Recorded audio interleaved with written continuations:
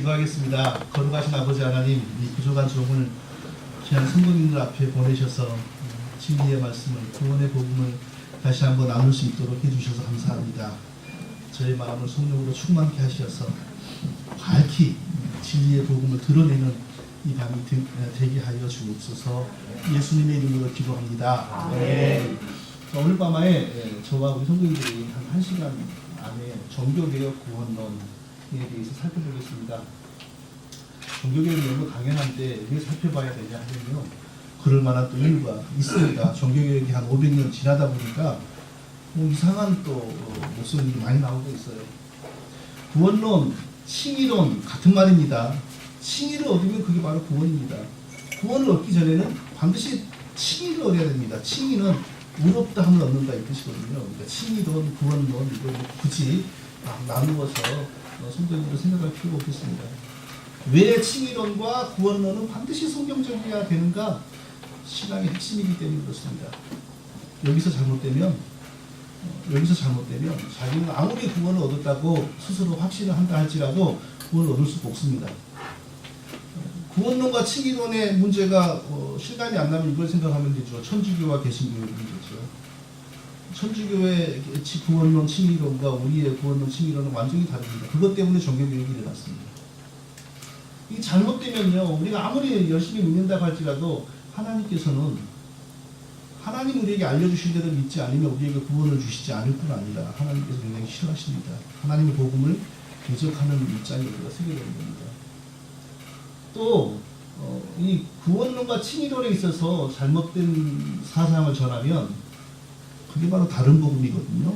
바울이 갈라디아에서 다른 복음을 전하면 저주를 받을 것이다 라고 했는데, 그때 이 바울이 저주를 받을 것이다 라고 경고한 사람들이 누구냐면 다른 칭의론과 다른 구원론을 가르친 사람들이었습니다. 아마 인류 역사에 대해 마귀가 가장 성공한, 마귀가 대히트를 친 거짓말이 있다면 그것은 바로 진화론과 무신론일 거라고 말씀드린 적이 있죠. 우리가 진리라고 믿고 있는 거짓말, 그 진화론과 무신론은 동전의 양면과 같다고 했습니다. 자, 이것으로 마귀는 정말 인류 역사에서 가장 많은 불신자들을 지옥으로 보냈을 것입니다. 그렇다면 교회를 다니는 사람들, 예수님을 믿는다고 하는 사람들을 가장 많이 지옥으로 보낸 거짓말은 뭘까?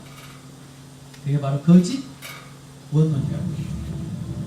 헬기는 믿기만 하면 순종하지 않아도, 순종의 열매를 맺지 않아도 구원만 한다는 생각을 자동으로 갖고 있습니다. 구원은 믿음으로만 하는 것이다. 행함은 구원에 관계된 것이 아니라 상급에 관계된 것이다. 우리가 앞부분에 구원은 믿음으로 얻는 것이다, 맞죠? 행함은 상급에 관계된 것이다. 이건요, 이것이 왜 그럴듯한 거짓말인지를 설명했어요. 첫째, 자, 지금 이분이 이제 무슨 말을 하는지 그것은 차근차근 우리가 따지기로 하고요.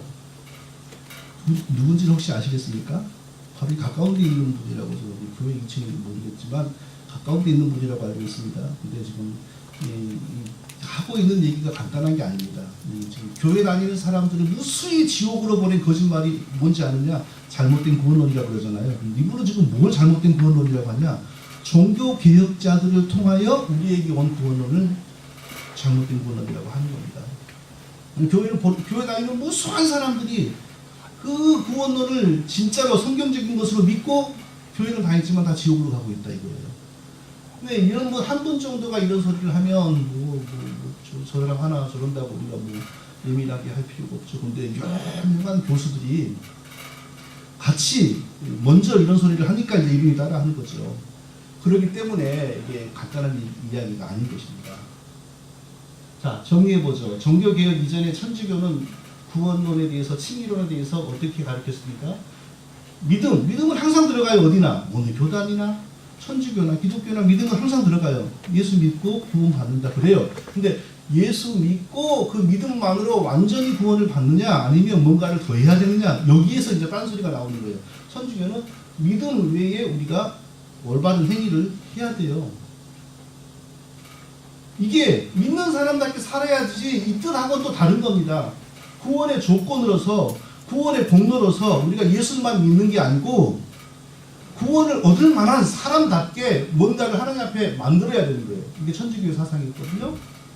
그러니까 상당히 구원이 믿을 수 있는 기회를 하나님이 주셨으니까 감사하고 은혜라고 고백하지만 구원을 얻을 만한 자질은 내가 만들었으니까 실질적으로 내가 나의 구원을 만든 거죠. 그게 이제 너무 잘못됐으니까 종교개혁자들이 이신칭이 오직 믿음으로 의롭다함을 얻는다.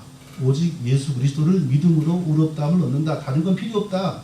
우리의 그 어떤 행위나 우리의 어떤 착한 것이나 아무것도 거기에는 들어가지 않는다. 오직 예수 그리스도를 믿음으로만 의롭다함을 얻는다. 이게 종교개혁의 핵심이 이겁니다. 이걸 회복하기 위해서 종교개혁이 일어났고 종교개혁이 끝날 때까지 죽은 사람의 숫자가 뭐 정확한지는 모르겠지만 5천만 명이 죽었다 그래요.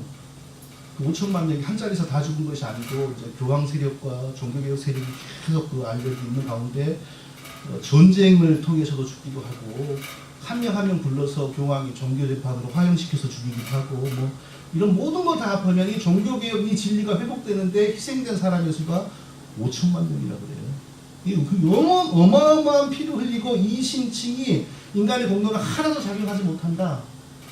오직 예수 그리스도를 믿음으로 의롭다함을 얻는다. 이 성경의 진리를 회복을 시켰는데 500년이 지난 지금 다시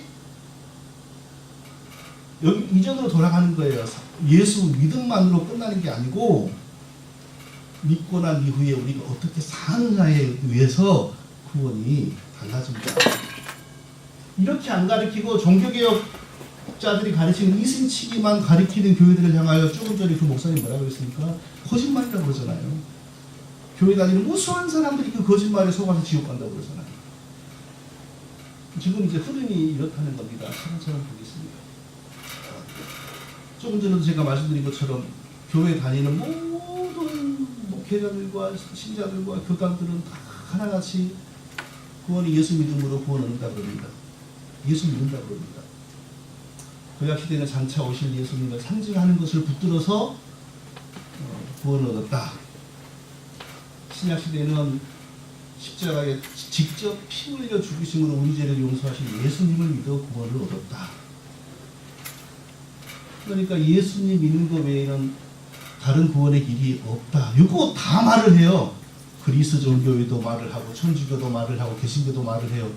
그런데 여기서 문제가 해결되면 얼마나 좋겠어요. 근데 이것 이면에 그 숨어 있는 게 더 무섭다니까요. 그게 뭐냐? 겉으로는 다 믿음으로 구원 얻는다 그러죠. 순복음교회나 침례교회나 감리교회나 성결교회나 나사렛교회나 장로교회나 믿음으로 구원 얻는다 그러죠. 그런데 그 속으로 들어갔을 때 이제 여기서 두 개가 갈라지는 겁니다. 하나는 법정적 칭의.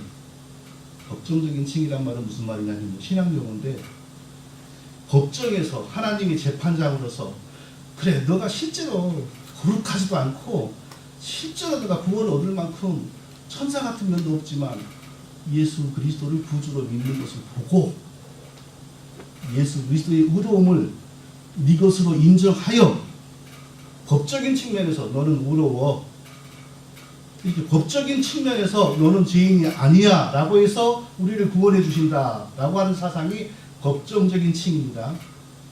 오직 믿음으로입니다. 이 법정적인 칭의가 종교개혁자들이 회복하는 겁니다. 실질적인 칭의가 뭐냐 그러면요. 이 두 개가 이제 예수 믿는다 하지만 속으로 들어가 보면 한편에서는 법정적인 칭의, 한편에서는 실질적인 칭의인데 실질적인 칭의 내용은 뭐냐? 아이고 예수만 믿어서 어떻게 그 구원을 공짜로 얻냐? 너가 구원받기 합당한 거 네가 만들어야지. 예수 믿는 건 구원의 시작일 뿐이고 구원의 완성은 너에게 달렸어. 어떻게? 회개해야 돼. 거룩하게 살아야 돼. 구원받기 합당하게 살아야 돼. 그래서 실제로 너가 하나님으로부터 너 상당히 깨끗하구나, 의롭구나 라고 인정받을 만한 것을 내가 만들어야 돼요. 그래서 의롭다함을 얻어서 구원을 받는다. 실질적인 칭의. 다 예수는 들어가요. 다 예수는. 법정적인 측면은 예수를 믿으니까 하나님 그것만을 보시고 그래 예수의 의를 네 것으로 인정하여 내가 너를 구원한다. 실질적인 칭의는 예수 믿고 구원은 시작이 되지만 그때부터 철저히 복음적으로 살고 철저히 회개하고 철저히 성화되어서 그게 너의 실질적인 의로 인정을 받아 구원을 받는다. 그 실질적인 칭의에서는 그 실질적으로 의로움을 쌓아가다가 실패하고 다시 꼬꾸라지고 신앙을 믿으면 당연히 지옥 가고요. 현실적으로 법정적인 칭의는 꼭 교단으로 구별할 수 있는 시대는 아니지만 일반적으로 실질적인 칭의는 누가 믿는가? 대표적인 게 감리교죠. 나사렛, 성결교. 그 안에서도 법정적인 칭의를 믿는 소수의 분들이 있지만 주류는 그렇다 이겁니다. 주류는 장로교 주류는 그러니까 종교개혁 개혁주의 사상을 물려받은 장로교의 주류는 법정적인 칭의를 당연히 믿고 가르치죠. 그런데 그 안에 실질적인 칭의를 가리키는 목사들도 많지. 지금은 교단으로 이 교단은 꼭 이렇다라고 이렇게 장담을 못해요. 법정적인 칭의의 핵심 내용은 뭐냐? 오직 믿음으로 그러니까 나의 행위, 내가 착했느니 악했느니 본성이 착하느니 이건 전혀 의롭다함은 없는데 작용을 못했어요. 오직 하나님의 은혜, 예수 믿는 하나님의 은혜. 그러니까 거기서 중요한 요건은 뭐냐? 하나님이 저를 구원하시기 위해 택해 주셨어요. 창세전에 저를 택해 주셨습니다. 그리고 때가 되니까 예수를 믿도록 부르셨어요. 근데 나는 부패하고 타락한 존재라서 내 능력으로 하나님의 부르심에 응답해가지고 예수 믿는 게 너무 좋습니다. 주 예수 그리스도가 나의 구세주입니다. 이런 믿음을 못 가져요. 이 타락한 존재이기 때문에. 그러니까 그런 믿음을 가질 수 있도록 하나님 먼저 은혜를 부어주셔서 우리 영혼을 살리시는 겁니다. 그래서 예수를 믿는 것을 보시고 그 순간에 이제 예수 그리스도 안에 있는 의로움과 거룩함을 예수 믿는 내 것으로 전가하여 주신다. 인정하여 주신다. 그래서 내가 의로운 존재가 되죠. 그러니까 제가 하나님 앞에서 의를 얻고 구원을 얻는 과정에서 나의 공로나 나의 자격은 손톱만큼도 적용을 못합니다. 종교개혁 구원론에서는, 법정적인 칭의론에서는, 쉽게 말하면 정통 장로교의 구원론에서는. 그런데 법정적인 칭의를 보여주는 가장 대표적인 성경 구절은 한 사람의, 우리 다 같이 읽어볼까요? 시작.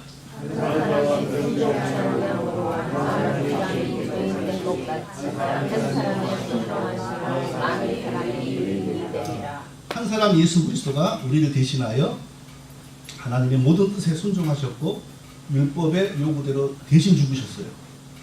그러니까 예수님 그 믿는 우리에게 예수님의 공로가 다 우리에게 전가되어서 오직 그 믿음으로 우리가 의롭다함을 얻는 거죠. 이게 법정적인 칭의입니다. 또 하나님이 죄를 알지도 못하는 자로 우리를 대신하여 죄를 삼으신 것은 우리로 하여금 저희 안에서 하나님의 의가 되게 하십니다. 우리는 아무것도 한 것이 없는데 예수님이 먼저 우리를 위하여 죽으시고 추후에 은혜를 따라 우리가 예수님을 믿게 되고 그 믿음 안에서 예수님의 의가 내 것이 되어 의롭다고 얻는 겁니다. 실질적인 칭의는 어떻게 프로세싱이 진행이 되냐면요. 실질적인 칭의는 항상 사람의 자유의지가 강조됩니다. 자유의지. 법정적인 칭의를 믿는 사람들은 자유의지로는 하나님을 못 믿는다. 타락하고 부패했기 때문에. 그런데 실질적인 칭의를 믿는 사람들은 자유의지를 강조해요. 왜? 타락하고 부패했지만 전적으로 완전하게 타락한 건 아니다. 상당 부분 정상적인 영역이 많이 남아가지고 예수 믿고 천국 가는 게 얼마나 좋은지를 설명해주면 인간은 예수를 선택하게 되어 있다. 이렇게 믿어요. 실질적인 칭의. 그러니까 다 예수 믿는다 하더라도 그 내막으로 들어가면 너무 다르잖아요. 지금요. 정통 장로교의 개혁주의 종교개혁 사상을 물려받은 교회에서는 인간은 타락하고 부패하여서 자기 능력과 자기 재주로는 절대 자기의 구원에 대해서 고민도 못하고 누가 지식적으로 너가 예수 믿으면 하나님이 너의 죄를 용서하여서 천국 가게 해준다라고 알려줘도 그래? 그 좋은 길을 내가 택해야지 이런 생각도 못하고 그 복음에 반응할 능력도 없어요. 우리가 부패하고 타락해서 성도님들의 옛날 과거를 보라보면 누가 교회 가자 그러면 야, 그 좋은 말을 왜 의지하니 하면서 막 그래 어서 가자 하면서 교회 오신 적 있나요? 인간은 저나 누구를 보면 누가 교회 가자고 전도하면요 싫습니다. 싫은데 또 어찌 돌아보면 또 교회를 용케 다녔어요. 그게 왜 그러겠어요? 전적으로 타락하고 부패한 인간은 복음에 대해서 적극적으로 반응할 능력이 없습니다. 그러나 하나님이 택하신 백성을 은혜로 복음으로 이끄십니다. 근데 이 실질적인 칭의 이걸 강조하는 교회들은 자유의지를 강조해요. 인간이 자유의지 머리가 폼으로 달렸냐. 이게 예수 믿는 게 얼마나 좋은지를 설명해 주면 이게 다 작동을 해가지고 예수를 믿게 돼 있다. 이걸 강조해요. 자유의지 결단으로 신앙을 가져요. 그래서 자유의지의 결단으로 신앙을 가지니까 하나님 앞에 그것도 공로가 되는 거죠. 근데 우리 쪽에서는 공로가 아니라 뭐예요? 오직 하나님의 은혜. 전적으로 부패하고 타락한 나는 예수님의 부르심에 반응을 보일 수 있는 능력조차 없는데 하나님이 먼저 은혜를 주셔서 그 복음의 반응을 보일 수 있도록 이끌어 주셨단 말이에요. 그러니까 우리가 구원받고 나면 우리는 처음부터 끝까지 하나님의 은혜에 찬송만 하죠. 시작부터 끝까지 다 하나님 은혜니까. 근데 실질적인 칭의를 믿는 사람들은 자유의지, 이게 폼이냐, 이 속에 두뇌가 있고 그래서 아직도 타락하지 않은 부분이 있어가지고 예수 믿고 천국 가려고 설명하는 큰 애가 알고 우리가 결정을 한다. 그렇게 출발을 해요. 그러니까 그 부분도 자기의 공로, 그리고 그 이후에 자유의지와 자기의 노력을 통하여 계속 자기의 죄를 회개하고 그리고 자기의 나쁜 점을 하나씩 추려내서 버리고 자기를 온전케 만들어가고 이걸 보고 하나님이 너 실제로 너가 많이 죄를 이겼구나. 실제로 거룩해졌구나. 그렇게 인정하고 그게 많으면 많아질수록 그게 송화잖아요. 예수님 닮아가지고 송화가 많으면 많아질수록 진짜 너 의롭구나. 칭의가 이제 더 강해지는 거죠. 이게 다 실질적인 칭의입니다. 그 사람들이 이제 가장 대표적으로 내세우는 성경 구절이 읽어보실랍니까? 다 같이 시작. 나의 사랑하는 자들아 너희가 나를 불편하니라 지금 나 없을 때에도 항상 걱정하여 두렵고 떨림으로 나의 구원을 이루라. 근데 이게 가서 나중에 잘 연구해 보세요. 앞뒤를 잘 연구해 보세요. 이게 너희들이 노력해가지고 너희들 구원을 잘 만들어 가라 이 뜻 아닙니다. 성경 본문을 보면요, 구원받은 사람이 어떻게 살아야 될 것을 부단히 주의하고 힘써서 점점 우리가 예수님을 닮아가는 쪽으로 하는 말이지 이 표현이 근데 두렵고 떨리는 너희 구원을 이루라 그러니까 꼭 마치 우리 행위와 우리의 결단에 의해서 구원이 이렇게 됐다가 이렇게 됐다 이렇게 보이는데 이렇게 좀 어려운 구절 하나를 가지고 그쪽으로 몰아가면 안 되는 거죠. 성경 전체적으로 가야 되죠. 근데 이 구절도 가만히 보면은 이미 구원받은 사람이 정말 구원받은 사람으로서 더 거룩하게 살아가도록 힘쓰라는 거죠. 그 문맥이 그래요. 그러니까 실질적인 칭의구원론, 다르게 말하면 이것도 행위구원론, 행위구원론 그러면 이제 성도님들은 오해를 할 수 있죠. 아무런 것도 안 하고 열심히 행동을 해서 구원을 받는다. 그게 행위구원은 아니고요. 어디나 다 믿음이 들어가요. 믿음으로 구원을 받아요 일단. 그런데 그 이후에 회개, 죄와 싸우는 나의 행위, 이 행위를 말하는 거예요. 그러니까 처음에 예수 믿어서 구원이 시작이 되고 이후에 내가 열심히 회개하고 열심히 노력하고 그게 내 구원을 완성을 한다. 감리교 목사님들 10명 중에서 8명은 그렇게 믿습니다. 예수 그리스도의 피의 은혜로 구원이 완성되었습니까? 그러면 10명 중에 9명이 겁니다. 구원 어떻게 된 겁니까? 완성에 가야 됩니다.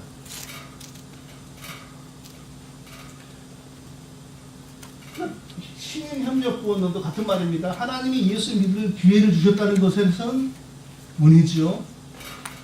예수 믿을 수 있는 기회를 주신 것은 은혜. 그러니까 똑같이 은혜라는 말을 사용해요. 저쪽 사람들도 하나님 은혜에 감사합니다. 우리도 하나님 은혜에 감사합니다.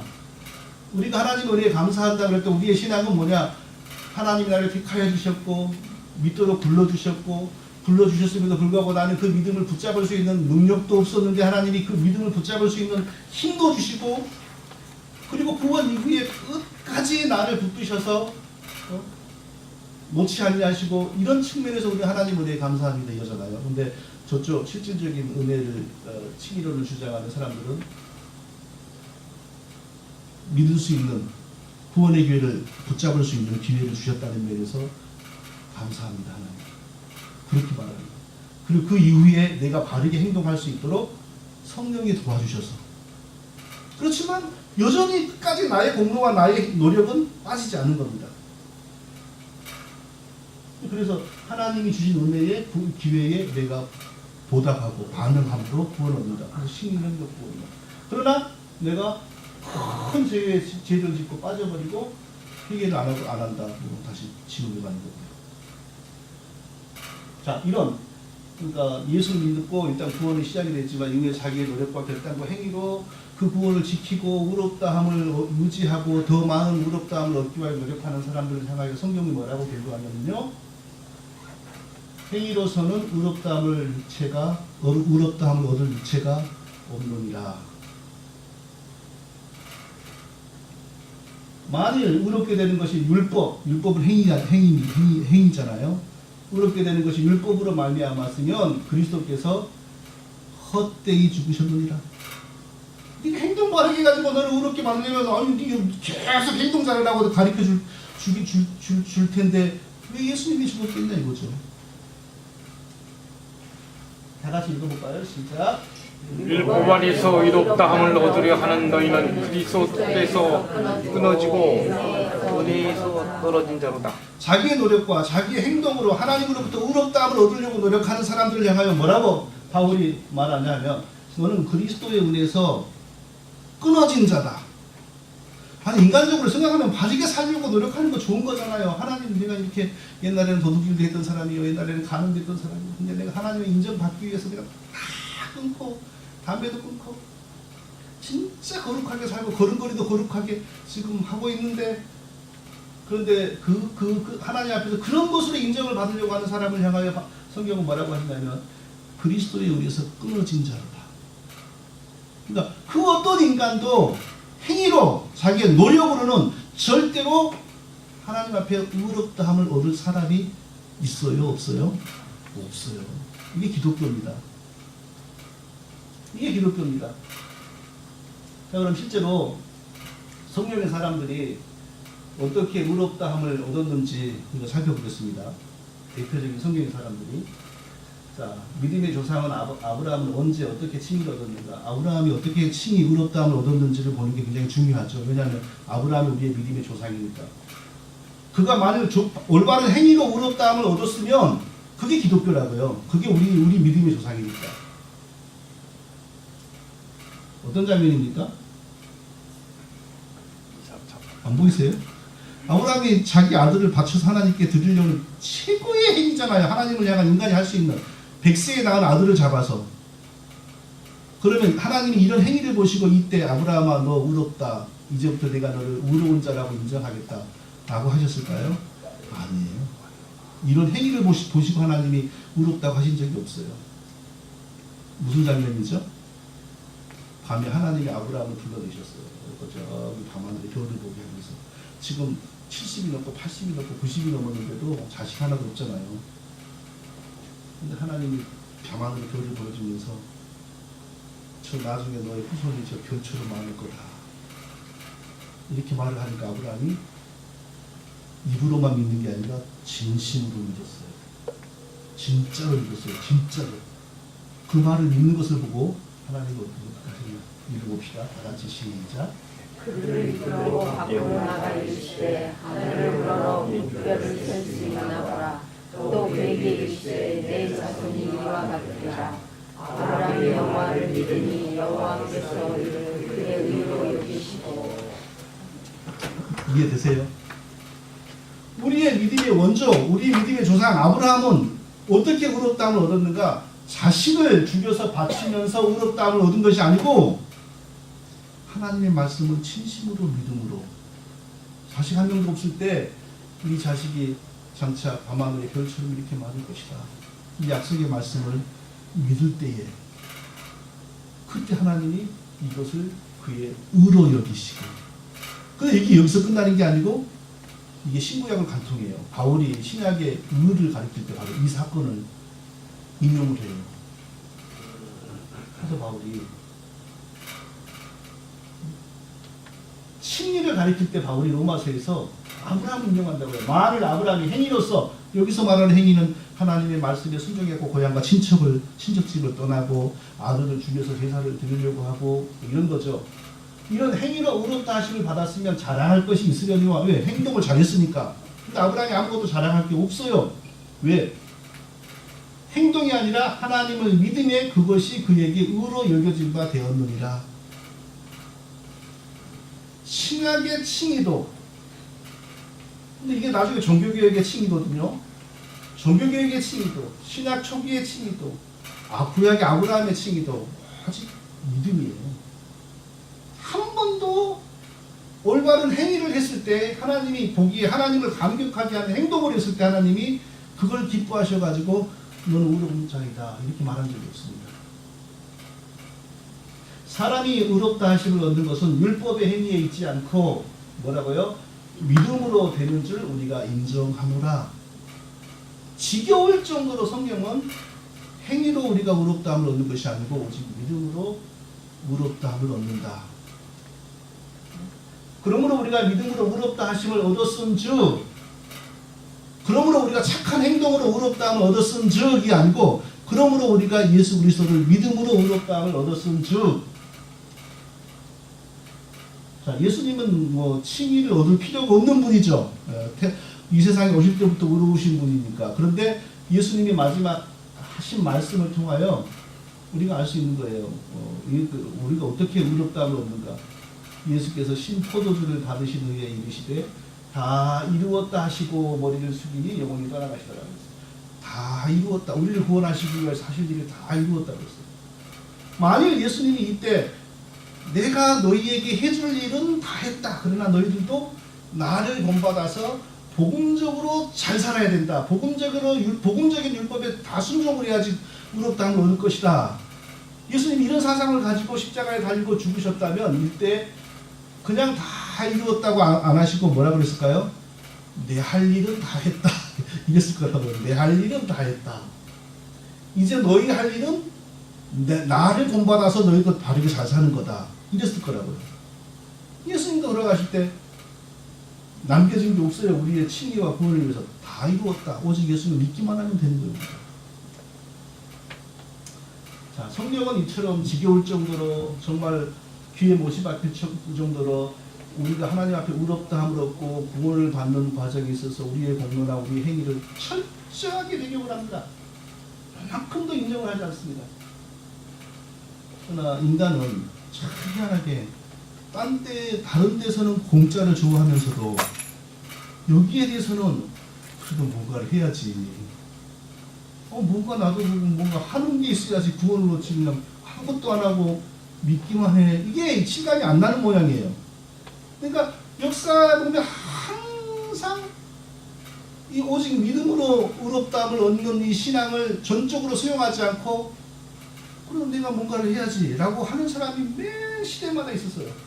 지금도 있으니까 이제 아까 그런 이 가까운 데 있는 그런 목사님이라는 분도 그냥 인터넷에 그런 걸 만들어가지고 이 종교개혁 구원론이 다 거짓말이다. 예수 믿는 사람들이 그 여기에 서가지고 지옥간다. 믿고 바르게 행동해야 된다. 이 두 가지 합해져야지 구원을 얻는다. 이렇게 가르치는 거 아니겠습니까? 그러니까 성경은 이 법정적인 칭의, 오직 믿음으로 얻는 칭의, 오직 예수 그리스도를 믿음으로 의롭다 하신 거, 얻음으로 구원 얻는 거에 대해서 전적으로 수용하지 않고 자기의 노력을 더하려고 하는 사람을 향하여 한 번도 기특하다, 어떻게 너는 그런 생각을 하게 됐느냐, 이 칭찬한 적이 없어요. 저주합니다. 우리 주 예수의 복음에 복종하지 않은 자들에게 형벌을 내리시리니, 예수 그리스도를 믿음으로 의롭다함을 얻는 것에 대해서 전적으로 수용하지 않는 사람들에게 형벌을 내리시리니, 하늘로부터 온 천사라도 이 복음 외에 오직 믿음으로 의롭다함을 얻는다는 이 복음 외에 다른 복음을 전하면 저주를 받을지어다. 자, 그러면 이제 당연히 이제 우리가 이런 생각이 들 때가 됐죠. 오직 믿음으로 구원을 얻는다. 그러면 우리가 아무렇게 살아도 되는 겁니까? 그냥 믿음으로 이미 구원 얻었으니까 하고 싶은 대로 다 해도 뭐 아무 문제가 없겠네요. 이게 굉장히 중요한 문제잖아요. 성화. 지금 이 사방에서 나오고 있는 이 종교개혁 구원론을 허무는 사람들의 핵심 포인트는 이겁니다. 성화. 성화가 뭔지도 모르고 성화도 안 일어나는 사람이 무슨 구원을 얻는다고 하느냐. 성화 뭔가 거룩해져야지. 하나님이 구원하지. 그런 것도 없이 그냥 믿음으로 뭐 달랑 얻는다 그러니까 전부 다 마음이 교만해지고 두려움도 없고 그냥 막 죄를 짓고 그러면서도 그 믿음으로 구원한다고 고개를 빳빳이 들고 다니는 거 아니냐 하고 이제 그 사람들이 반론을 제기하는 것이 바로 오늘날의 이 혼란입니다. 예수 믿음으로 칭의를 얻는 것과 칭의를 얻고 구원을 얻은 사람에게서 반드시 나타나야 될 예수님의 성품과 예수님을 닮아감 뗄 수가 없죠. 이것과 분리되는 구원은 절대 있지가 않습니다. 이 문제가 이제 논란의 핵심인데요. 이 문제를 우리가 지금부터 잘 살펴보겠습니다. 둘째, 믿음이 첫째한 믿음이면 반드시 행함이 뒤따르게 됩니다. 근데 이거를 아주 교묘하게 나눈 거예요. 켈빈의 가르침에 의하면 행함을 통해서 구원에 이르지는 못하지만 행함이 없이도 구원받지 못합니다. 행함은 믿음의 진정성을 입증해 줍니다. 행함이 없는 믿음은 그 검증에서 탈락한 죽은 믿음이죠.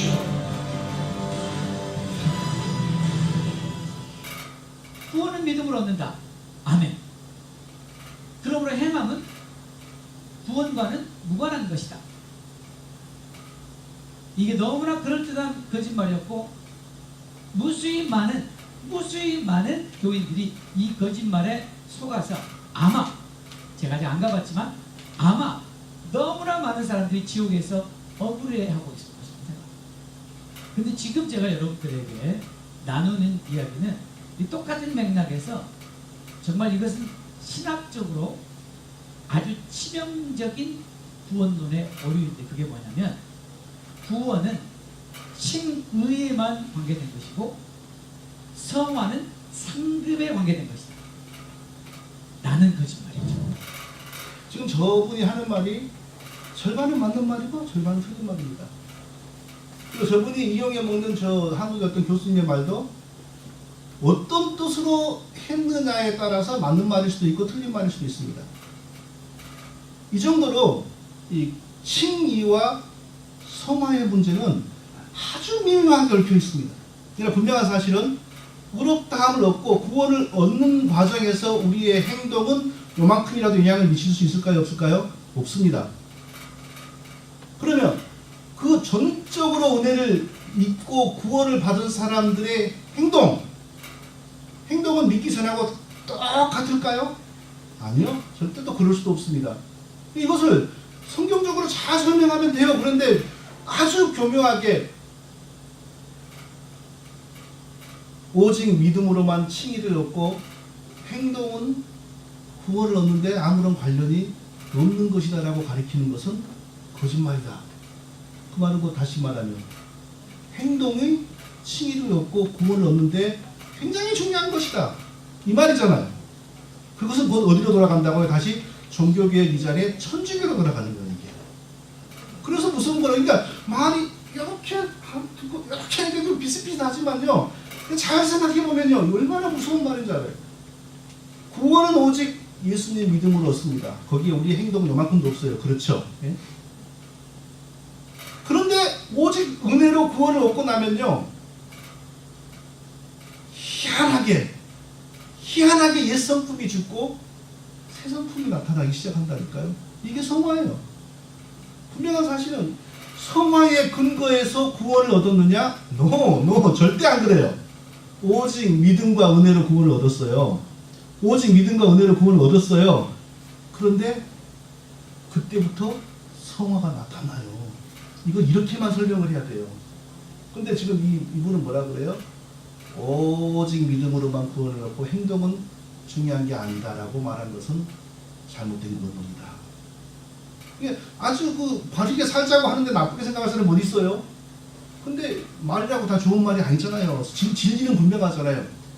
구원과 칭의는 오직 예수님의 믿음입니다. 그리고 올바르게 살아가는 것은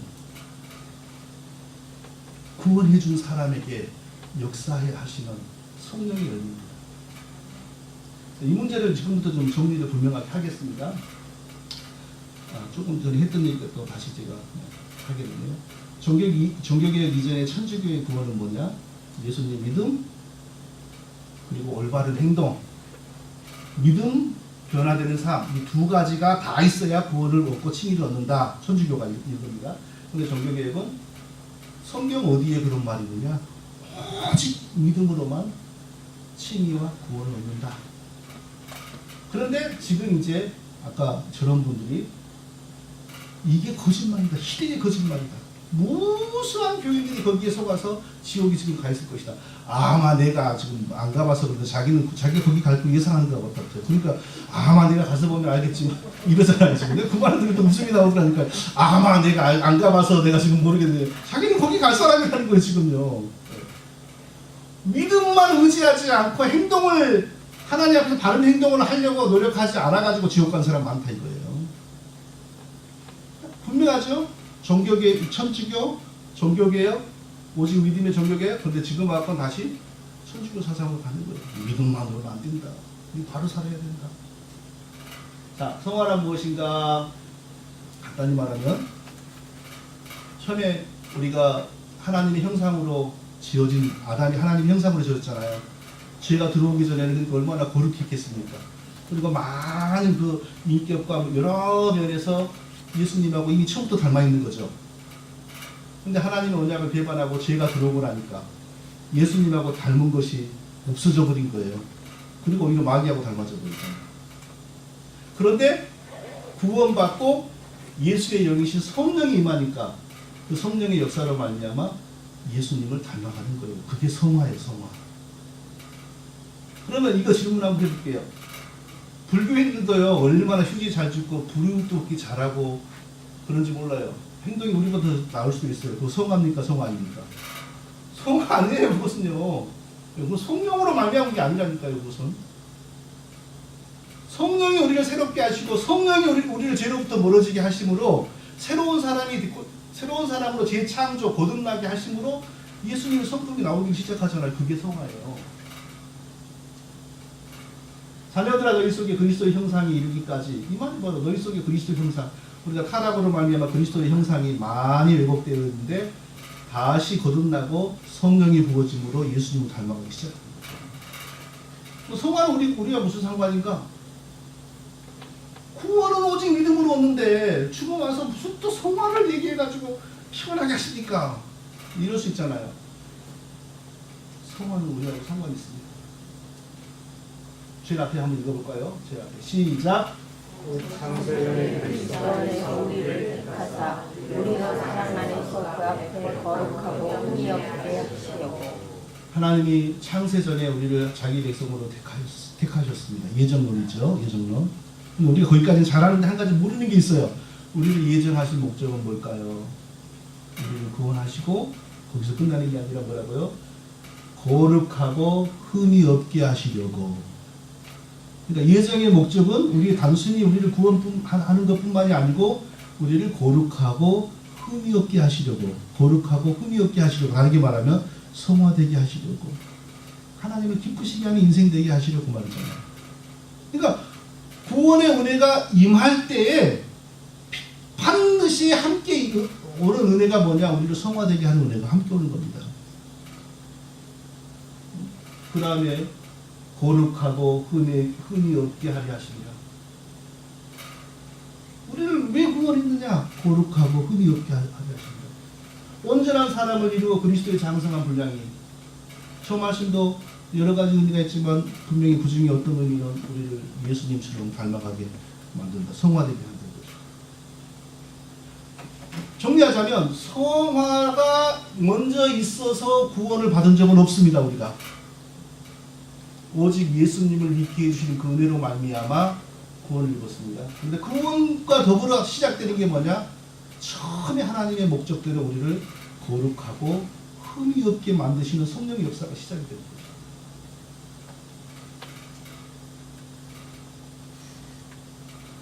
제가 몇 번 강조한 얘기가 여기 나오네요. 성화가 칭의 구원의 근거니까 절대 아닙니다. 그러나 실질적인 칭의론을 믿는 교회에서는 내가 만들어가는 나의 성화가 하나님 앞에 내가 의롭다함을 얻는 실질적인 근거입니다. 그러니까 많이 성화되면 완전한 칭의가 주어지는 거죠. 그런데 잘 돼가다가 폭삭 망해버렸다. 큰 죄를 지었다. 그러면 의롭다함이 박살나버리는 거죠. 그럼 갈 데가 어디가 있어요? 지옥 가죠.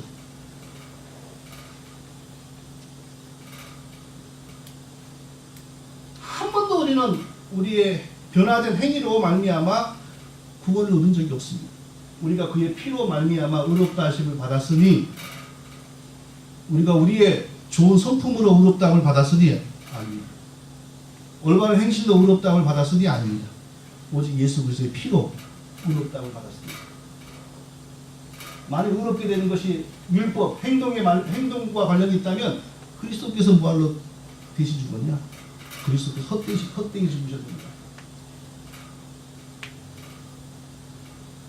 성화가 뭔지도 모를 때 오직 믿음으로, 오직 은혜로 구원을 받는다라는 분명한 성경적인 증거가 있습니다. 빼도 박도 못할 증거. 뭘까요? 어떤 사건일까요? 저는 실질적인 칭의론자들이 막 그럴 거예요. 이렇게 어떻게 구원을 공짜로 얻어먹으려고 그러냐. 예수만 믿고 구원 얻는 게 그렇게 구원이 쉽다면 세상에 구원 못 얻을 사람 어디 있느냐고 막 너가 바르게 행동해야 되고 하나님한테 인정을 받아야 되고 이런 말 하면은 딱 이 사람을 예를 들어요. 누굴까요? 십자가에 예수님 우편에 달려서 양손에 못이 박혀서 착한 일을 할래야 할 수도 없었고 오직 할 수 있는 이 일의 전부는 입술과 혀를 늘려서 주 예수여 저를 구원해 주소서. 이 말 외에는 할 수 있는 일이 없었던 사람이 구원받은 거, 이걸 어떻게 설명할 거냐? 무슨 언제 이 사람이 성화를 만들 수 있었느냐?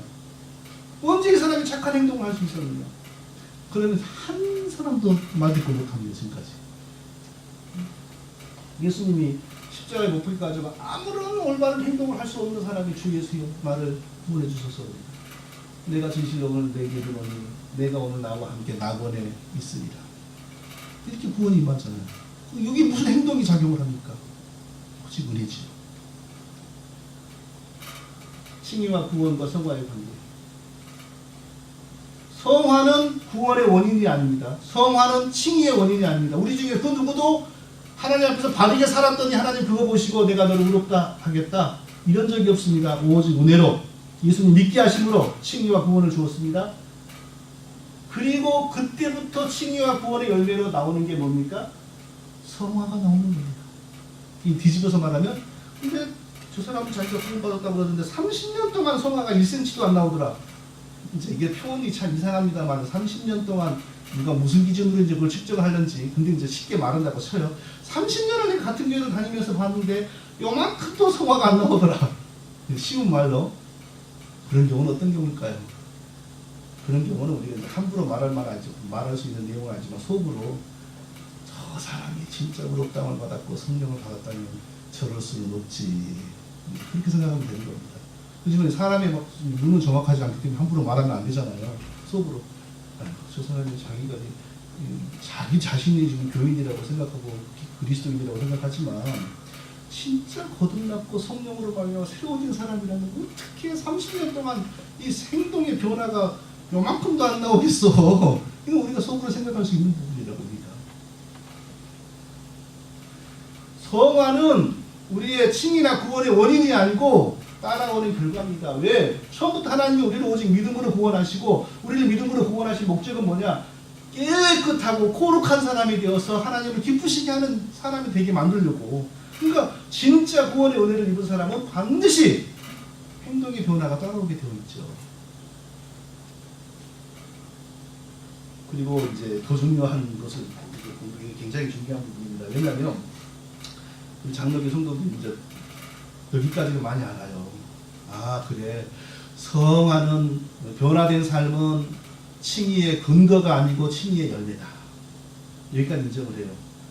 그러면 이제 어떻게 우리가 우리를 변화시킬 거냐? 어떻게 우리가 우리의 그 성품을 고칠 거냐? 이 부분에 가면 또 무슨 얘기가 나오냐면 결단을 해야지요. 나쁜 일을 안 해야지요. 또 이렇게 가요. 그러니까 그거 보고 뭐라고 표현한 줄 아세요? 은혜로 시작하죠. 육체로 돌아가는 거예요. 한번 제가 여쭤볼게요. 우리가 결단하고 노력해가지고 우리의 본성을 고칠 수 있어요? 3일은 다스려져요. 3일은. 아이고, 집사람한테 이제 성질 그만 내야지. 우리 아들놈한테 내가 진짜 악 좀 그만 써야지. 3일은 가능해요. 3일은. 3일을 지나가면요, 망각해버려서 본성이 나와요. 사람이 노력해서 성화된다? 불가능해요. 그러니까 은혜로 구원받고 은혜로 칭의를 얻고 내가 노력하고 결단하여 성화를 이루어간다? 이건 우리 장로교 교인들과 목회자들이 빠져있는 또 다른 큰 함정 중에 하나예요. 칭의도 은혜, 성화도 하나님의 은혜입니다. 성화는 어떻게 일어날까요? 성화가 시작되는 가장 근본적인 것은 십자가에 죽으신 예수 그리스도를 대신하여 우리 속에 오신 성령이 예수님의 십자가의 피의 효력을 우리에게 적용시키기 시작하는 겁니다. 그러니까 나의 그 시퍼렇게 꿈틀거리던 죄성이 성령의 다스려주심을 받는 거예요. 그러니까 심령이 새로워지고 죄성이 성령으로 말미암아 치료되기를 시작하니까 그때부터 성화가 시작되는 거예요. 이걸 이렇게 설명하지 않고 믿는 사람답게 살아야지요. 여보, 당신은 어떻게 입으로만 믿고 행동이 그 모양이에요. 좀 똑바로 잘해봐요. 이렇게 말을 하면 서로가 서로에게 몽유를 뒤집어 씌우는 거예요. 하나님의 은혜, 성령의 역사 없이 누가 자기를 고칠 수가 있습니다. 못 고칩니다. 우리에게서 정말 선포의 변화가 일어났고 죄를 이기는 안 된다고 해서 노력을 하나도 하지 말라는 거 아닙니다. 죄를 이기서 오직 성령이 우리의 죄성을 치료하고 성령이 우리를 거듭나게 함으로 성화가 시작된다고 그러니까 어떤 사람이 저보고 저 사람은 자동성화론자인가 봐. 사람은 손가락 까딱까딱 하고 있으면 성령이 다 알아서 된다. 그 말이 아니고 내가 내 아내에게 화를 내지 말아야 되겠다라는 마음이 들었어요. 그래서 이제 옛날에 10번 내던 걸 이제는 3번으로 줄였어요. 성화가 된 거죠. 그럼 그걸 누가 만들어준 거냐고요. 그게 성령의 역사가 아니면 어떻게 내가 나를 고치겠어요? 이해되세요? 내가 성품이 진짜 변했어요. 그게 나의 공로가 아니라는 거예요. 하나님이 나를 새롭게 하시고 내 속에 죄성을 다스려 주니까 내가 내 마음도 이제 올바르게 살아야지 이런 마음이 생기는 거라고요. 이 성화를 이렇게 설명하지 않으면 오직 은혜로 오직 믿음으로 의롭다함을 얻는다라고 하고 잘 가더니 그리고 구원받고 난 다음부터는 이 행동 잘해야 돼. 이 행동 잘해야 돼. 또 율법을 명예를 내는 거예요. 이게 진정한 복음이에요. 구원도 하나님의 은혜, 우리의 삶의 변화도 하나님께서 나를 새롭게 해주시는 거예요. 그러니까 진짜 사람이 변한다는 것은요, 은혜가 임했다는 거예요. 다르게 설명할 수가 없어요. 근데 하나도 안 변한다. 아직 은혜가 안 임했다니까요.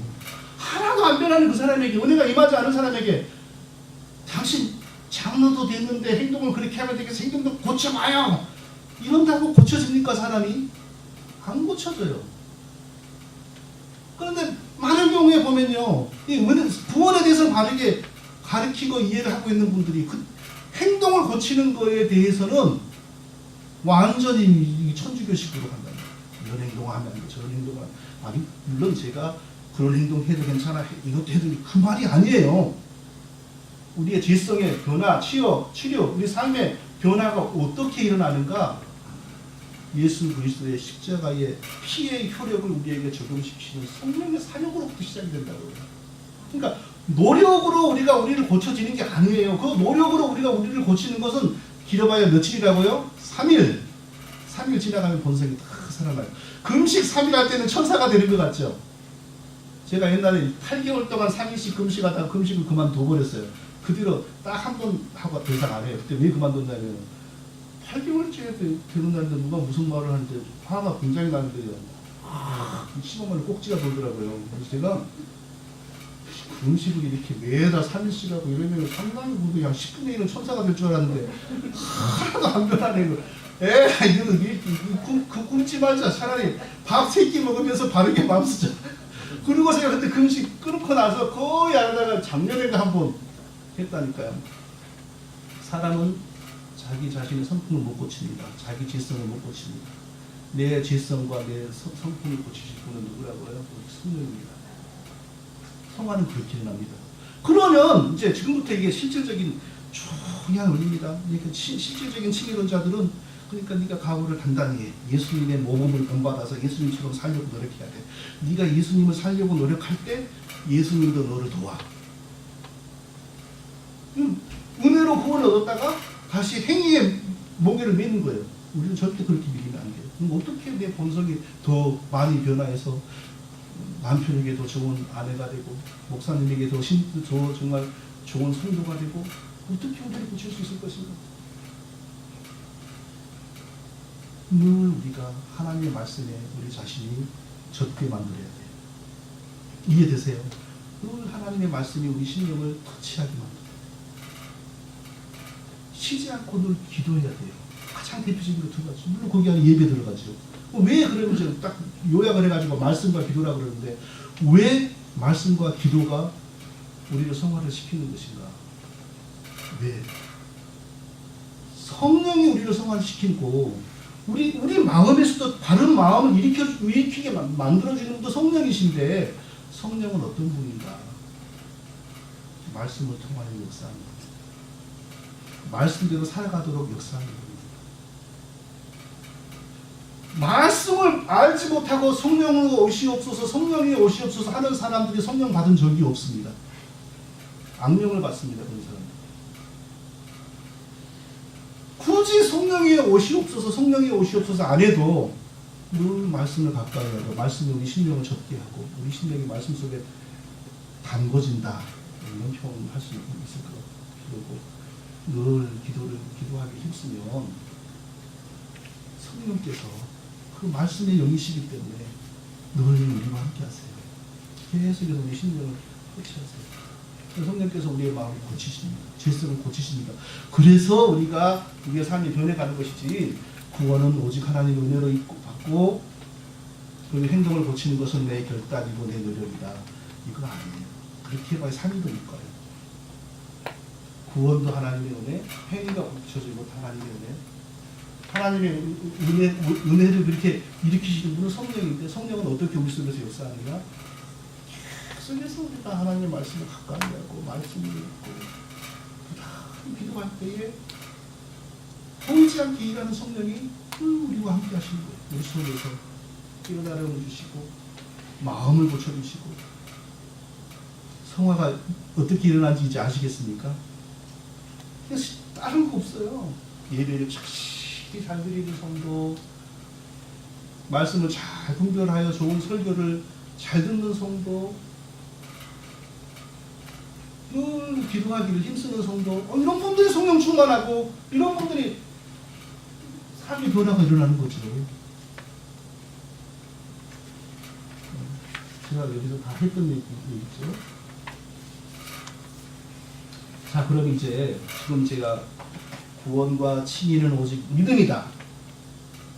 그리고 성화, 행동의 변화는 구원을 얻는데 요만큼도 작용한 적이 없다. 분명히 설명했잖아요.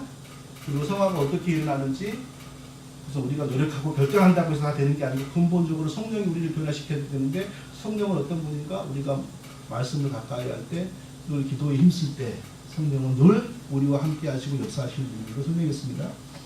이러면 이제 우리 구원과 성화에 대해서는 설명이 다 된 거죠. 그럼에도 불구하고 실질적인 칭의론을 믿는 사람들, 행위구원론을 믿는 사람들은 끊임없이 이제 토를 달고 또 그걸 가지고 말을 만들고 다른 걸 가르치죠.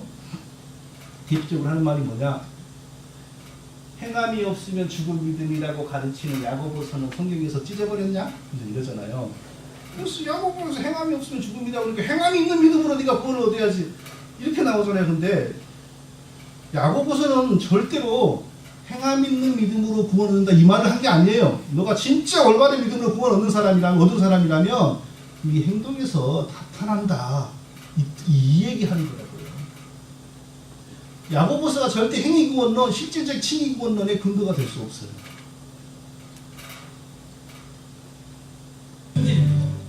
믿기만 하면 거룩한 열매가 없어도 구원은 나는 강산과 같다 하는 식으로 이해하는 것은 종교개혁의 칭의론을 완전히 왜곡시킨 이단적인 발상이라고 할 수 있죠. 칼빈이 가장 혐오하고 경계했던 것이 이 칭의론이 그런 식으로 왜곡되는 것이었습니다. 믿기만 하면 거룩함이 없어도 무조건 구원받는다는 생각이 도대체 어디서 나온 것인가요?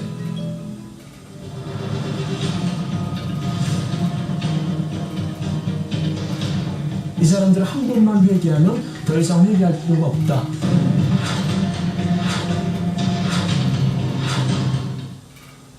세월호 사태로 인해 구원파의 교리가 도마 위에 올랐습니다. 그들의 구원 교리에 의하면 자신이 구원받았다는 확신을 얻으면 더 이상 죄를 회개할 필요가 없다고 합니다. 그 후에는 어떻게 살아도 한 번 받은 구원은 영원히 유효하다는 것입니다. 그러나 이런 가르침은 사람들을 자유하게 하는 것 같지만 오히려 방종에 빠지게 하며 파멸에 이르게 합니다. 그런 사이비 구원론은 유병원과 그 일가와 측근에게서 볼 수 있듯이 양심이 파인맞은 괴물 같은 인간들을 만들 수 있습니다. 이것이 개신교 구원의 교리가 얼마나 괴이하게 왜곡될 수 있는지를 보여주는 극단적인 예입니다. 그런데 더 심각한 문제는 이런 구원파를 이단이라고 보는 많은 교회에서 전하는 구원의 교리도 이와 크게 다르지 않다는 것입니다. 김세윤 박사가 얼마 전 그의 강의와 지금 복잡하긴 한데요. 요약하면 간단해요. 너희들 오직 믿음으로만 구원받는다라고 지금 했는데, 그래서 그 믿음으로 얻은 구원은 영원한 구원이라고 너희들이 믿잖아. 그럼 너희들 아무렇게나 막 살아도 된다라고 생각을 하잖아. 그럼 너희들 구원파라고 다른 점이 뭐냐? 이 얘기를 하고 있는 거예요. 자, 우리가 분명히 정리하죠. 구원파의 구원론과 우리의 구원론의 다른 점이 뭡니까? 구원파는 한 번도 제대로 된 구원이나 신앙 이해를 받은 적이 없어요. 그 사람들이 표면적으로 한 번 구원은 영원한 구원이다라는 말은 맞기는 해요. 그렇지만 그 사람들은 그런 구원을 받은 적이 없다니까요. 바른 믿음을 받아본 적이 없어요. 그리고 그 사람 회개 안 해도 된다 말도 안 돼. 누가 그래요? 우리는 오직 은혜를 구원받았습니다. 그렇지만 그 다음부터는 예수님을 닮아가는 성화가 있지 않습니까? 성화가 100% 하나님만의 몫이라고 안 믿어요. 성화를 일으키는 근본 이끌어 가시는 분은 성령이지만 그 성령에 우리의 인격이 반응하여 성령께서 우리에게 죄를 깨닫게 해주시면 우리가 어떻게 해요? 회개하잖아요. 회개하면서 지은 죄를 씻고 용서받고 새로워지고 이 과정이 계속 진행이 되지 않습니까? 어떻게 우리의 이런 신앙을 구원파하고 똑같다고 할 수 있어요? 구원파는 제대로 구원과 성령을 받은 적도 없는 사람들이고, 그러니까 그냥 자기들 일방적으로 구원받았다라고 하면서 우기는 거고, 그러나 우리는 정당하게 믿음으로 구원을 받았고, 그 다음에 성령을 받았고, 성령의 역사를 따라 성화되어 가고, 성령의 역사를 따라 회개해 가고, 회개하시려면 하나님 어떻게 하신다고요? 징계하기도 하고, 때리시기도 하고.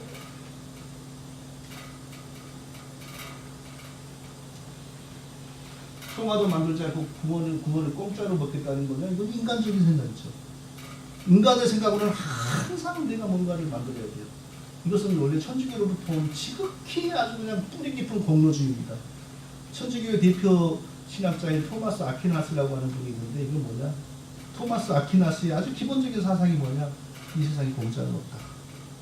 내가 투자한 만큼, 노력한 만큼 받아오는 것이 정의다. 그 토마스 아퀴나스의 윤리학 그런 게 핵심 사상입니다. 구원도 마찬가지고, 하나님 앞에서 내가 노력하는 만큼, 내가 준비한 만큼 받는 것이다. 이게 하나님 앞에서 정의로운 것이다. 그러니까 사람은 내가 뭔가를 합당한 노력을 하고 그 대가로 받는 것을 원해요. 그게 사람의 생각이래요. 근데 그건 구원에 대해서는 전혀 적용되지 않는 겁니다. 그의 피로 말미암아 어렵다 하시면 어떻습니까? 우리가 무슨 노력했습니까? 이 마지막 성경부를 다 같이 읽어볼까요? 시작. 내가 그를 인하여 믿음으로 말미암아 구원을 얻었나니 이것이 너희에게서 난 것이 아니라 하나님의 선물이라. 하나님의 선물. 그건 하나님의 선물. 믿음도 하나님이 선물로 주셨고 그 믿음의 결과로 우리에게 임한 구원도 하나님의 선물. 자 이제 우리 많이 이제 공부했지 않습니까? 그럼 지금부터 칭의, 성화, 구원을 교묘히 왜곡하는 말들을 이제 분별해 보도록 하겠습니다. 믿음으로 구원 얻고 이후 회개, 성화로 구원을 완성한다. 이제 절대 아니란 거 알겠죠? 믿음으로 구원은 완성이 되었습니다. 그리고 구원의 결과와 열매로 성화가 이어지는 겁니다. 성화가 조금밖에 안 일어난다고 해서 그 사람이 구원 못 받은 사람이라고 할 수 있을까요? 없을까요? 못해요. 첫째, 성화가 조금밖에 안 일어난다라고 하는 기준은 사람의 기준이고 하나님 어떻게 사람이 정확하게 알겠어요? 그리고 두 번째, 실질적으로 성화가 일어나는 속도나 모양은 사람마다 다 달라요. 어떤 사람이 예수님 믿고 그냥 그날부터 획 뒤집어져 가지고 바뀌는 사람이 있는가? 어떤 사람은 조금씩 천천히 바뀌는 거예요. 믿음으로 완전한 구원을 얻고 절대 그 다음에 회개와 성화로 구원을 완성한다. 이거 절대 아닙니다. 근데 감리교 목사님들의 70%는 이렇게 믿고 있습니다. 그러니 저희 성도님들이 장로교회 다니다가 감리교로 가고 심지어 천주교로 가는 사람도 종종 보는데 그런 모습을 보면 저 사람 10년, 20년 교회에서 10년 집사까지 했던 사람인데 뭘 배웠나? 뭘 배웠나 진짜 모르겠어요. 전혀 신앙에 대해서 알지를 못하고 다니는 거예요. 심지어 어떤 목사님은 자기 교인이 천주교로 갔어요. 그래서 막 뽕쪄가지고 가도 하필 또 그렇게 갑니까? 그러니까 아니 목사님 왜 그러세요? 거기는 구원이 온다니? 이러더라니까요. 이래요. 뭐 할 말이 뭐가 있겠어요?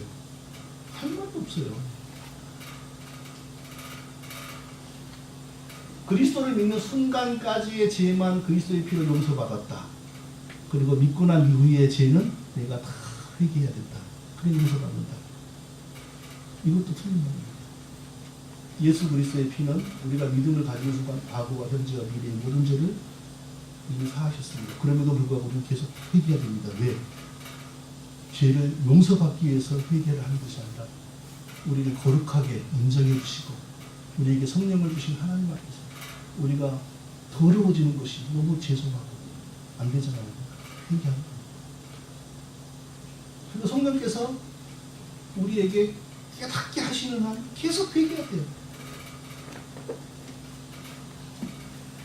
믿음으로 칭의 얻어도 최종적 칭의사는 나중에 또 한다. 이 말이 뭐냐면 예수 믿고 구원이 시작되어도 그게 완성이 아니라 20년, 30년을 살면 20년, 30년 끝에 가서 하나님이 천국에 도착했을 때 어디 보자. 네가 그동안 무슨 일을 했는지 보자. 언제 이런 일을 했구나. 언제 이런 일을 했구나. 평균을 내보니까 네가 바르게 믿는 사람이라고 볼 수가 없다. 이런다는 거예요. 이거 보고 유보적인 칭의론이라고 유명한 교수님이 그러죠. 그것도 거짓말이에요. 하나님이 은혜로 예수 그리스도를 믿게 하는 순간 그 믿음으로 말미암아 이미 완전한 구원이 이루어진 거예요. 그리고 그때 진짜 완전한 구원이 우리에게 임했다면 그때부터는 성화가 시작이 돼요. 빠르건 늦건 간에. 근데 성화가 한치도 안 나온다. 그럼 우리가 속으로 생각해봐요. 저 사람은 가짜 믿음을 가졌구나. 자기는 자기가 진짜 믿는 거라고 생각하는 거예요. 속으로만 생각할 수 있는 거예요. 속으로 생각했는데 한 10년 지났는데 그 사람이 진짜 믿음에 불이 붙어버린다. 아 진짜 믿음이었네. 그런데 불이 나중에 붙는 이렇게 생각할 수 있는 거죠. 한번 읽어보십시오. 마지막 시작. 교묘한 말입니다. 여기서 이 부분이 빠지면 진리입니다. 그런데 앞에 행함이 있는 저 표현이 들어감으로 말미암아 진리를 희망하는 말이 됩니다. 행함이 있는 믿음으로 구원받는다 이 말은 천주교의 구원관입니다. 어쩌면 감리교나 나사렛 그쪽일 수도 있고요. 그러나 우리의 성경적인 구원관은요. 십자가에서 구원받은 강도가 무슨 행함이 있었습니까? 하나님의 은혜가 우리에게 봐요. 진짜로 예수 그리스도를 내 죄에 속하신 구세주로 믿어지는 그 믿음, 그것만으로 구원을 얻는 거예요. 그리고 그때 내게 임한 믿음이 진짜 믿음이라면 어떻게 드러난다고요? 행함이 있는 믿음으로 나타나게 되는 거예요. 그런데 처음부터 행함이 있는 믿음으로 구원받는다. 이것은 성경적인 말이 아니에요. 이 말은.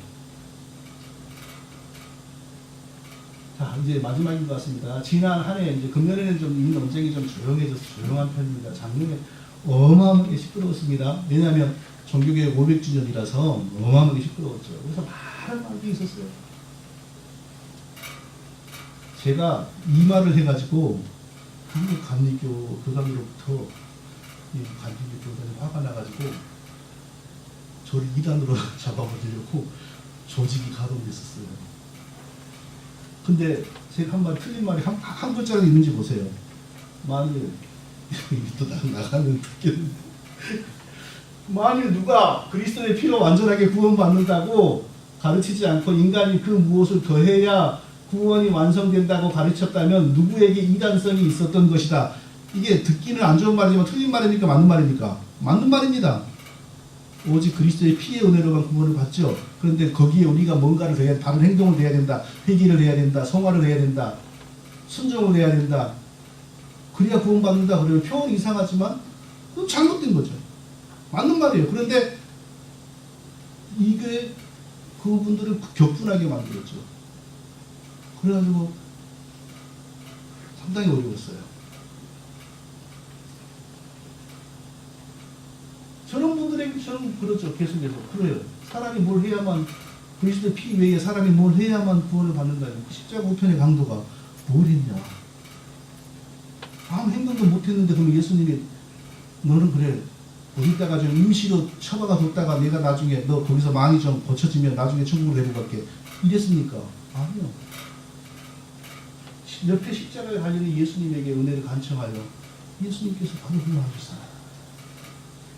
유명한 교수님이죠. 그리스도를 믿음으로 칭의를 얻었으나 최종적인 칭의 선언은 종말의 심판의 자리로 유보되었다. 이 말이 뭐냐? 아까 말했죠. 처음에 예수 믿을 때 그거는 시작이 되었는데 20년간 30년 살면서 하는 행동을 하나님 보니 편견을 해보니 너는 바르게 믿은 게 아니다. 그래서 다시 그때 결산한다. 이 말이에요. 다시 구원에서 탈락됐습니다. 이 유명한 교수님이 다시 종교개혁 이전에 천주교 구원론으로 돌아간 겁니다. 실제로 말을 한 건데요. 잘 안 들려요.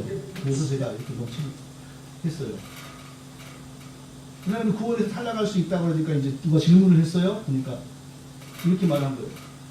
구원에서 탈락할 수 있다고 하는데 제가 하는 말이니까 바울이 그렇게 말한다고요.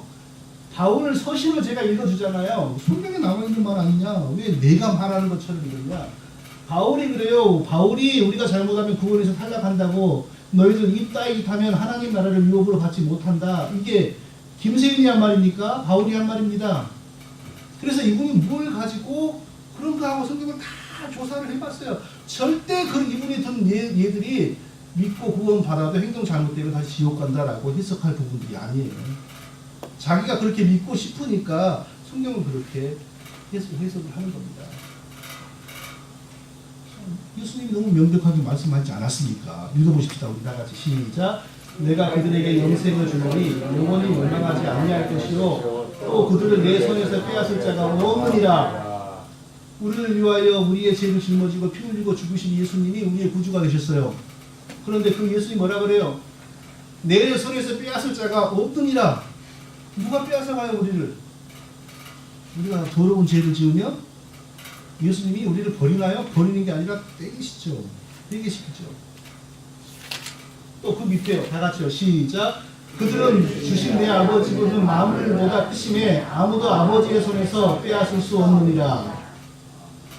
아버지 하나님은 우리를 구원하시기 위해 우리를 예수님에게 맡긴 겁니다. 예수님이 우리를 위하여 십자가에 죽으심으로 자기 것으로 삼았어요. 아버지의 손에서 우리를 빼앗을 사람이 없고 예수님의 손에서 우리를 빼앗을 사람이 없어요. 그러니까 한 번 구원을 받으면 영원한 구원이다. 이것은 토를 달 필요가 없습니다. 토를 달 필요가 없어요. 진짜 우리가 하나님의 은혜를 입어서 진짜 받은 믿음으로 하나님 앞에 우리가 관계가 시작이 되었다면 우리의 구원이 깨질 가능성은 0%도 안 됩니다. 그런데 어떻게 그 유명한 교수라는 분들이 성경을 자기 보고 싶은 대로 보고 나서 예수 믿고 구원받아서 이렇게 탈락될 수 있다고 나오지 않았냐 이런 말을 해요. 이분도 네? 신학교의 총장입니다. 그런데 이렇게 신문에 그대로 이분의 말이 나오고 우리가 어떻게 구원을 받을 수 있느냐는 물음에 관련해서는 오직 예수님을 하나님의 은혜로 믿어서 구원을 받는다라는 성경 말씀을 따라 전적으로 예수님을 신뢰하면서 모든 영광을 하나님께 돌려야 합니다. 응? 어떻게 구원을 받는가? 오직 예수님을 믿고 구원을 받는다라고 성경에 나왔으니까 그 말을 믿어야 됩니다. 거기서 끝나야죠. 하지만 우리가 어떻게 살아야 하느냐는 물음과 관련해서는 우리가 성령을 따라 거룩한 삶을 살지 않을 경우 최후 심판에서 탈락할 수도 있다는 성경 말씀을 기억하면서 결국은 어디로 가요? 종교개혁 이전 천주교로 믿음으로 구원이 시작되었지만 바르게 살지 않으면 구원에서 탈락될 수 있다.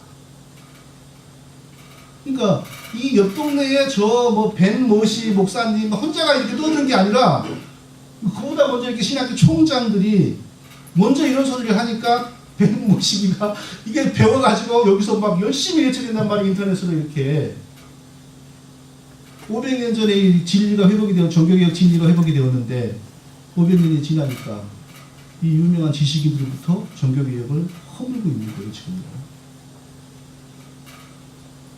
똑같은 말씀이죠. 우리를 예수님의 손에서 빼앗을 자가 없습니다. 우리를 아버지 하나님의 손에서 빼앗을 자가 없습니다. 성경이 이렇게 말씀하는데 왜 이런 구절을 안 보고 엉뚱한 구절을 보고 그러냐고요. 이분 얘기도 그렇게 많이 인용을 하더라고요. 이 박영정 교수님. 뭐 이분은 자기는 그런 뜻으로 한 말이 아니라 그래요. 그런 뜻으로 한 말이 아니면 근데 이상해. 믿기만 하면 거룩함이 없어도 무조건 구원받는 생각이 도대체 어디서 온 건가요? 이 표현이 얼마나 이상한 표현입니까? 하나님이 내게 믿음을 주셨어요. 그 믿기만 하면 예수님 구원받죠. 근데 그거 이상하게 토론을 하잖아요. 거룩함이 없어도 거룩함이 있기 전에 믿음으로 구원을 받았잖아요. 우리가. 왜 이렇게 말을 해요? 저 같으면 내가 표현을 잘못했다라고 금세 손을 들고 고치겠는데 안 고쳐. 그러니까 많은 사람들이 혼란에 빠지고 이상한 사람에게 벤머시 목사에게 이렇게 이용을 당하죠. 이 사람이. 거룩함이 없어도 믿기만 하면 무조건 구원받는다는 생각은 성경 말씀에서 완전히 벗어날 뿐 아니라 뭐가 벗어나요? 거룩함이 생기기도 전에 하나님의 은혜로 믿으면 구원을 받는데 이미. 근데 그 믿음이 진짜 믿으면 거룩함이 시작이 돼요. 그 다음부터. 그러니까 믿고 났는데 거룩함이 하나도 안 나오는 걸 보니 네가 참 믿음을 받은 게 아니다. 이렇게 말을 해야죠. 믿음과 거룩함을 같이 요구한단 말이에요. 이렇게. 성화 없이 칭의의 근거에서만 구원받지 못하듯이 완전히 이건 잘못된 말이죠. 성화가 뭔지도 모르는 십자가 우편 강도는 어떻게 구원받아요? 오직 믿음으로 구원받죠. 이렇게 유명한 대표적인 교수들이 먼저 이런 소리를 하니까 이제 이 옆 동네 저분이 이런 분들을 이용을 해가지고 인터넷을 이용해가지고 막 이게 퍼뜨리고 있는 거예요. 그리스도의 피로 구원받은 성도가 다시 구원을 잃고 지옥에 떨어질 가능성은 0.001%가 아닙니다. 어떤 사람이 그러면 교회 열심히 다니다가 장로까지 하고 나서 불교로 가던데요. 그러고 죽던데 그건 어떻게 된 겁니까? 구원 잃은 거 아닙니까? 아니, 구원 잃은 게 아니고요. 자기도 자기 정체를 모르고 살다가 죽기 전에 정체가 드러난 거예요. 그렇게 봐야 되니 그렇게. 어떤 사람은 목사까지 하고 나서 나중에 뭐 어디로 가던데요. 그러고 그냥 그대로 죽던 구원을 잃은 게 아니라 자기도 자기 정체를 모르고 일생을 살다가 끝에 하나님의 정체를 드러내는 거라고. 참 구원을 받은 사람은 구원을 잃을 수가 없고요. 참 구원을 받은 사람은 다른 종교로 갈 수가 없고요. 혹시 갔다 하더라도 반드시 돌아오게 되어 있고요. 참 구원을 받은 사람은 반드시 크건 적건 간에 삶에서 예수님의 모습이 회복이 되기를 시작하는 겁니다. 그게 하나도 없다면 자기 혼자 구원받은 거죠. 여기까지 하고 이제 마치도록 하겠습니다. 근데 한 새로운 강의를 해볼까 하는데 시작을 하면은 1시간을 달리니까 새로운 강의는 내년에 또 와서 하기로 하고요. 오늘 마치도록 하죠, 목사님. 네. 벌써 시간이 저런데. 네. 자, 종교개혁 칭의, 다시 말하면 성경적인 칭의, 구원신학 요약해 보겠습니다. 일본 우리 다 같이 시작. 구원의 원인은 오직 하나님의 열은혜. 내가 구원을 받는 과정에서 나의 의도나 나의 공로나 나의 자질은 0.001%도 작용한 적이 없습니다. 오직 하나님이 우리를 자기 백성으로 삼아주셨고 자기 백성으로 삼아주신 우리를 하나님의 때를 따라 우리를 부르신 거예요. 근데 우리를 불러줘도 우리는 믿을 마음도 못 가졌죠. 성령께서 먼저 은혜로 역사하셔서 믿을 수 있는 힘을 주시고 믿을 수 있는 지식을 주시고 믿을 수 있도록 역사해 주셔서 좀 더 정확하게 말하면 죽은 영혼을 그 순간 살려주는 거예요. 먼저 살려주는 거예요. 그러니까 딱 믿을 수 있는 거예요. 그 과정에서 우리가 영적으로 죽어 있었는데 무슨 일을 할 수 있어요? 우리 구원을 위해 살 수 있는 게 아무것도 없어요. 완전히 하나님의 은혜입니다. 우리보다 더 착한 사람도 있습니다. 우리보다 학력 좋은 사람도 있습니다. 근데 왜 그들에게는 하나님이 그런 은혜를 안 주시고 그보다 훨씬 못한 나에게는 그런 은혜를 주셨을까요? 최고 어찌 알겠습니까? 하나님의 비밀을 듣고 하나님의 마음을 어찌됐건 저한테는 그 은혜가 왔단 말이에요. 할 수 있는 게 뭐예요? 감사합니다. 남은 인생에 하나님께 충성하겠습니다. 이거밖에 더 있어요? 구원의 목적과 열매는 뭐냐? 구원의 목적은 뭐고 어떤 열매가 나타나야 되느냐? 반드시 하나님을 기쁘시게 하는 인생으로 나타나야 됩니다. 물론 장시간 여전히 잘못을 할 수도 있죠. 그러나 그게 완전히 고착되어 있다. 그러면 구원받은 사람 아니죠. 또 잘못하다가도 깨닫고 다시 하나님의 말씀으로 돌아오고 회개하고 금년보다는 그래도 내년에 좀 더 우리의 신앙과 삶이 하나님 보시기에 더 아름답고 이렇게 해서 발전해 가는 거죠. 이 원리에서 조금이라도 벗어나면 우리 기독교 구원에서 벗어나는 겁니다. 우리의 공로, 우리의 자질, 우리의 구원에 이만큼도 미치지 못했습니다. 오직 하나님의 은혜로 구원을 받았습니다. 그런데 그때부터는 실제로 삶이 변해가기 시작합니다. 저와 우리 성도님들에게 바로 이런 구원의 은혜와 원리가 날마다 생생하게 묻어나시기를 예수님의 이름으로 축원드립니다. 기도하고 마치겠습니다. 거룩하신 아버지 하나님, 이 밤에 저희들을 불러주셔서 귀한 구원의 진리의 말씀을 상고하고 나누도록 해주시니 감사합니다. 오직 은혜로 구원받은 우리가 이제 성령의 역사를 따라 예수님을 닮아가고 하나님을 기쁘시게 드리고 선하고 복된 일에 힘쓰는 교회를 열심으로 사랑하고 충성하는 귀한 믿음의 본이 되는 우리 모두가 다 되게 하여 주시옵소서. 예수님의 이름으로 기도합니다. 아멘.